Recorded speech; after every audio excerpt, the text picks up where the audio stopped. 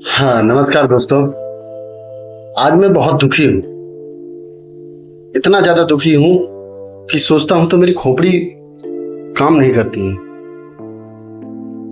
हमारे मैं इलेक्शन के बारे में बात कर रहा हूं। मतलब अयोध्या वासियों का कैसे कैसे हार सकते हैं मोदी जी वहां से? क्या नहीं किया उनने? अयोध्या को देखो, पूरे भारतवर्ष को देखो, सड़कें देखो, बिजली देखो, पानी देखो। अगर तुम्हें कुछ चाहिए ही था सरकार से तो पहले की सरकारों ने तुम्हें क्या दे डाला था? मेरी समझ में यह नहीं आता है कि आप लोगों ने किस बुनियाद पर जो वोट डाले हैं। मतलब क्या चाहिए था आपको? सब कुछ तो मिल रहा था। अयोध्या में पिछले 2 महीने में 3 महीने में 650 करोड़ रुपया जो सिर्फ पर्यटन से आया है। क्या चाहिए था आपको? सच है, आज मैं ज्यादा कुछ नहीं बोलूंगा, लेकिन एक बात जरूर कहूंगा। सच है, राम जी अयोध्या से जब गए थे तो वो चाहते तो बुला सकते थे कि लंकापति रावण से युद्ध हो रहा है तो चलो मेरी मदद कर दो। लेकिन उन्हें बुलाया क्यों नहीं? उनको पता था ये वाली बात पता थी कि जैसे ही सोने की लंका देखेंगे तो हो सकता है कि ये रावण की तरफ हो जाए। अरे आपने उनको जिता के भेज दिया जिनने राम भक्तों पे गोलियां चलवाई, जिनने राम मंदिर का निर्माण करवाने में मदद की, उनको आपने हरा दिया। अरे रोजगार की बात करोगे तो रोजगार तो यार हद हो गई यार। रोजगार क्या इनके समय में सही था? बाहुबली पनपते थे, हर सड़क पे गोलियां चलती थी, हर जगह बम फटते थे। वही आपको उत्तर प्रदेश चाहिए? अरे यार आप लोग जरा सा भी कॉमन सेंस लगाते नहीं हो। मैं हिंदू मुस्लिम सिख ईसाई की बात नहीं कर रहा हूं। 4 आतंकवादियों को छुड़ाने के लिए अखिलेश बाबू पहुंच गए थे हाईकोर्ट। गूगल पे पड़ा है, देख लीजिए आप। समझ में नहीं आती आप लोगों को? यार हद हो गई यार।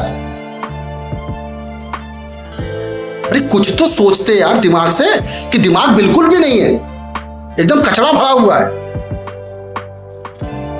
पक्का था कि ये जो राम जी अगर लेके जाते अयोध्या से यहां से सैनिक, तो ये पक्की बात थी वहां की सोने की लंका देख के यहां के लालची पुरुष सबके सब रावण की तरफ हो जाते।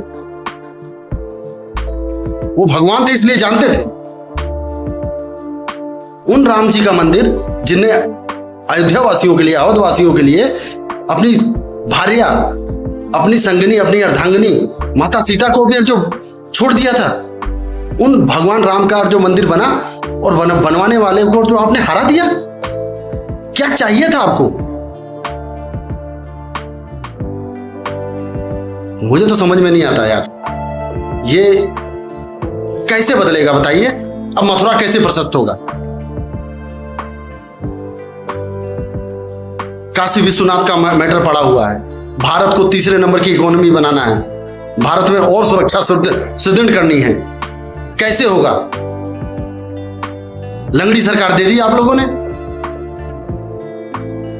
आप लोगों को एक सही बात है, कुत्ते को घी और चोर को इज्जत हजम नहीं होती। और वही हुआ, ज्यादा घी खिला दिया मोदी जी ने। अरे वो व्यक्ति 18 घंटे काम कर रहा है भाई साहब, 24 घंटे में से 10 सालों में एक सिंगल 10 मिनट की छुट्टी नहीं ली है उसने, और आप लोगों ने उसको हरा दिया। अरे मैं ये नहीं कह रहा हूं कि कौन किसको हराया, कौन सांसद था, कौन क्या था, मुझे इससे मतलब नहीं है। मुझे इससे मतलब है कि जिसको भी हम जिता के भेज रहे हैं वो मोदी को मजबूती दे रहा है। आज आप लोगों ने क्या किया? कौन सोचेगा फिर अर्जुन के बारे में? हमारे भारत की संस्कृति के बारे में कौन सोचेगा? एक पार्टी मुझे बताओ जो भारत और भारत की संस्कृति के बारे में सोचती हो। सबके सब स्वार्थी। 300 करोड़ रुपए का जो खर्चा किया है अखिलेश यादव ने सिर्फ नचनियों के पीछे। बॉलीवुड से नचनियां बुलाई जाती थी। विश्व की 4थे नंबर की अमीर महिला है सोनिया गांधी, एंटोनियो माइनो। कहां से आया पैसा? समझ में नहीं आती है। क्या करती है, कौन सी फैक्ट्री लगा दी है इनने? अरे यार क्या कर रहे हो यार तुम लोग। और मैं पार्टी वालों से भी कह रहा हूं कि देश अपने स्वार्थ में, कोई भी पार्टी हो, अपने स्वार्थ में इतने अंधे मत हो जाओ कि देश को बरगला के वोट हासिल करके और सत्यानाश कर डालो भारत का। अरे भारत है तो आप लोग अपनी राजनीति कर रहे हैं, चाहे कोई भी हो, चाहे सपा हो, बसपा हो, कांग्रेस हो, भाजपा हो, कोई भी हो।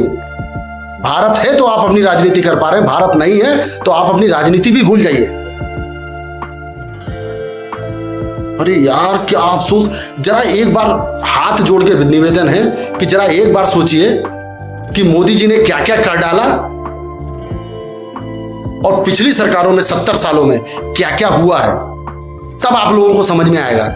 समझ में नहीं आती यार, आप लोगों को बेवकूफ बना के रखा हुआ है? जहां भी जाओ अठन्नी चौन्नी के चक्कर में साला जो वोट डाल देते हो, जाति मजहब। अरे मोदी जी ने धर्म पूछा है क्या? अनाज दिया, धर्म पूछा, गैस दिया, धर्म पूछा, मकान दिया, धर्म पूछा, सड़कें बनवाई, धर्म पूछा, या कहां से वोट मिला, कहां से वोट नहीं मिला, ये जानने की कोशिश की उनने सिर्फ एक ही चीज जानने की कोशिश की कि जो ये 140 करोड़ जनता के लिए, मेरे भारतवासियों के लिए मैं क्या कर सकता हूं। इसलिए प्लीज कृपा करके सोचिए और थोड़ा दिमाग पे जोर डालिए। इससे ज्यादा सुख और इससे ज्यादा रामराज कभी ना आया था और ना आ पाएगा। जय हिंद, जय भारत, जय श्री राम।